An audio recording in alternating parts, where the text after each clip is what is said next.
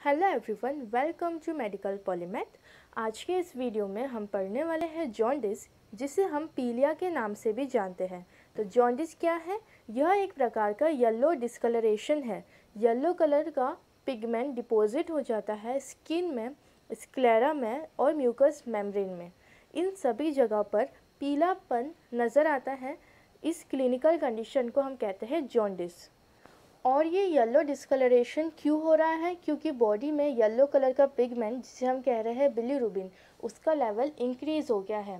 So there is a condition called hyper बिलीरुबिनेमिया।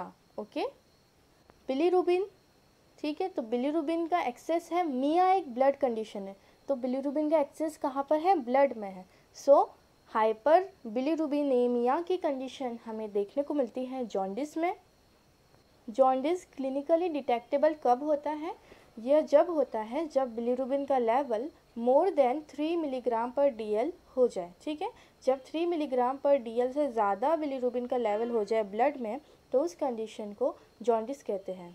Jaundice को समझने के लिए हमें बिलीरुबिन के मेटाबॉलिज्म को समझना होगा। सो बिलीरुबिन बॉडी में आता कहाँ से है और एक्सक्रीट आउट कैसे होता है, ये प्रक्रिया क्या है? तो सबसे पहले जो RBC है, रेड ब्लड सेल्स, उनका लाइफ स्पैन 120 डेज़ का रहता है। तो ये 120 डेज़ का लाइफ स्पैन जब वो कंप्लीट करते हैं तो वो स्प्लीन में जाकर ब्रेक होते हैं, क्योंकि वो ओल्ड हो जाते हैं, ठीक है। तो वो जो फ्रेजाइल RBC है वो स्प्लीन में ब्रेक होते हैं, किसमें? हीम और ग्लोबिन में, दो पार्ट्स में, हीम और ग्लोबिन। इसमें जो हीम पार्ट है वो बिलीवर्डिन में कन्वर्ट हो जाता है, और जो ग्लोबिन पार्ट है वो प्रोटीन रहता है, तो वो बॉडी में एब्जॉर्ब हो जाता है, ठीक है। अब ये बिलीवर्डिन कन्वर्ट होता है अनकॉन्जुगेटेड बिलीरुबिन में, ठीक है। बिलीवर्डिन किस में कन्वर्ट हुआ? बिलीरुबिन में हुआ। और ये प्रोसेस किसकी प्रेजेंस में होती है? Biliverdin reductase. बिलीवर्डिन रिडक्टेज एक एंजाइम है, इसकी प्रेजेंस में बिलीवर्डिन अनकॉन्जुगेटेड बिलीरुबिन में कन्वर्ट होता है। अब ये अनकॉन्जुगेटेड बिलीरुबिन बाइल डक्ट में जाता है, और वहाँ पर एक एंजाइम रहती है बहुत इंपॉर्टेंट, UGT, यूरिडीन ग्लूकोरोनाइल ट्रांसफरेज, ठीक है। ये एंजाइम की मदद से अनकॉन्जुगेटेड बिलीरुबिन कन्वर्ट होता है कॉन्जुगेटेड बिलीरुबिन में, ठीक है। तो जो अनकॉन्जुगेटेड बिलीरुबिन और कॉन्जुगेटेड बिलीरुबिन में डिफरेंस ये रहता है कि अनकॉन्जुगेटेड बिलीरुबिन वाटर सॉल्युबल नहीं रहता है, और जो कॉन्जुगेटेड बिलीरुबिन रहता है वो वाटर सॉल्युबल होता है। Okay, conjugated bilirubin bile juice के साथ स्टोर्ड फॉर्म में रहता है गॉल ब्लैडर में, और जब भी कोई पर्सन फैटी डाइट लेता है तो वो सेकंड पार्ट ऑफ डिओडिनम में जाता है, कॉन्जुगेटेड बिलीरुबिन भी और बाइल जूस भी, क्योंकि फैट को इमल्सिफाई करना रहता है, ठीक है। तो अब ये इंटेस्टाइन में पहुंच जाता है, बाइल प्लस कंजुगेटेड बिलीरुबिन।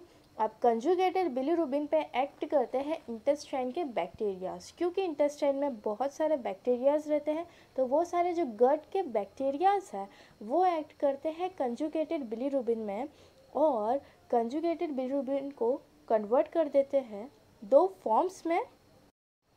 सबसे फर्स्ट रहता है यूरोबिलिनोजिन। यूरोबिलिनोजिन यूरिन में जाता है, और यूरिन को येलो कलर इसकी वजह से ही मिलता है। ओके, तो यूरिन येलो कलर की क्यों होती है? क्योंकि उसके अंदर यूरोबिलिनोजिन रहता है। नेक्स्ट रहता है स्ट्रियोकोबिलिनोजिन।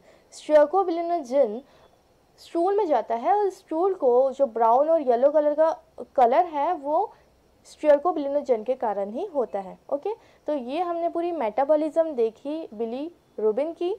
नेक्स्ट हम पढ़ेंगे टाइप्स ऑफ जॉन्डिस। तो प्री हेपेटिक हो सकता है, ऐसी कोई भी कंडीशन जो RBC के हिमोलाइसिस, RBC के ब्रेकेज के कारण बने, ठीक है। तो लीवर के पहले का जो कॉज है वो प्री हेपेटिक। दूसरा रहता है इंट्रा हेपेटिक, मतलब लीवर के पेरेन्काइमा में, ओके, इंट्रा हेपेटिक। और थर्ड रहता है post hepatic causes. Post hepatic cause जो रहता है गॉल ब्लैडर में रहता है, तो इसमें ऑब्स्ट्रक्शन हो जाता है बाइलरी ट्री में, जिसे हम ऑब्स्ट्रक्टिव जॉन्डिस के नाम से भी जानते हैं, और प्री हेपेटिक को हिमोलाइटिक जॉन्डिस के नाम से भी जानते हैं। Okay, so pre hepatic, hepatic and post hepatic jaundice. Next हम डिटेलिंग देखेंगे कॉजेज़ की, कि प्री हेपेटिक में कौन कौन से कॉजेज़ आ सकते हैं, कौन कौन सी डिजीज़ेस आ सकती है, हेपेटिक में क्या क्या कॉजेज़ है, और पोस्ट हेपेटिक में क्या क्या कॉजेज़ आ सकते हैं। Okay, so first one is pre hepatic jaundice, जिसे हम हीमोलाइटिक जॉन्डिस भी कहते हैं, क्योंकि इसमें हीमोलाइसिस होता है, मतलब आरबीसी का ब्रेकेज होता है। ओके, तो ऐसी सारी कंडीशन जिसमें आरबीसी ब्रेक हो रही है, जैसे कि sickle cell anaemia, spherocytosis, thalassaemia, malaria, ये सारे ब्लड डिसऑर्डर्स जो है इन सब में आरबीसी का ब्रेकेज होता है और अनकॉन्जुगेटेड बिलीरुबिन बढ़ता है। Okay, second is hepatic. Hepatic का मतलब होता है लीवर। ओके, तो लीवर के पैरेन्काइमा में कोई भी अगर प्रॉब्लम हो रही है, सो प्रॉब्लम कहाँ पर है, लीवर में है, तो इसमें कॉन्जुगेटेड बिलीरुबिन भी मिल सकता है और अनकॉन्जुगेटेड बिलीरुबिन भी मिल सकता है। For example acute hepatitis, chronic hepatitis, liver cirrhosis, alcoholic liver disease और कंजेनिटल एनामलीज जैसे कि Gilbert syndrome, Crigler Najjar syndrome, Dubin Johnson syndrome और रोटार सिंड्रोम।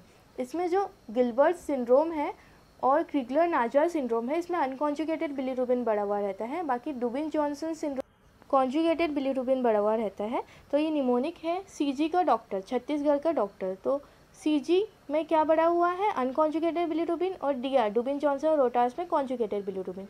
नेक्स्ट हम बात करते हैं पोस्ट हेपेटिक, लीवर के बाद में होने वाले कॉजेज, जो कि बाइलरी ट्री में, ठीक है, biliary tree like gallbladder, cystic duct, इन सभी जगह पर अगर ऑब्स्ट्रक्शन है, कोई स्टोन वगैरह फंस गया है, तो उसके कारण जो जॉन्डिस होगा उसे हम पोस्ट हेपेटिक कॉजेस में इंक्लूड करेंगे। ठीक है, इसे हम ऑब्स्ट्रक्टिव जॉन्डिस भी कहते हैं, जिसमें बाइलरी चैनल में कोई प्रॉब्लम हो।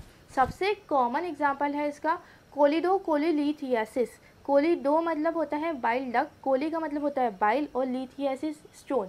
तो बाइल डक्ट में जब स्टोन हो जाए उस कंडीशन को हम कहते हैं कोलिडोकोलिलिथियासिस। सेकेंड है कैंसर ऑफ पैंक्रियाटिक हेड। तो पैंक्रियाटिक का जो हेड में अगर कैंसर है तो वो भी ऑब्स्ट्रक्शन क्रिएट करेगा, कंप्रेशन इफेक्ट दिखाएगा। Third is acute pancreatitis, chronic pancreatitis, liver flukes मतलब पैरासिटिक इन्फेक्शन हो गया है लीवर में, तो वो भी ऑब्स्ट्रक्शन क्रिएट करेगा। तो ये सारे क्या हो गए, पोस्ट हेपेटिक कॉजेज हो गए। So this are all causes of jaundice, pre-hepatic, hepatic and post-hepatic causes. Thank you for watching.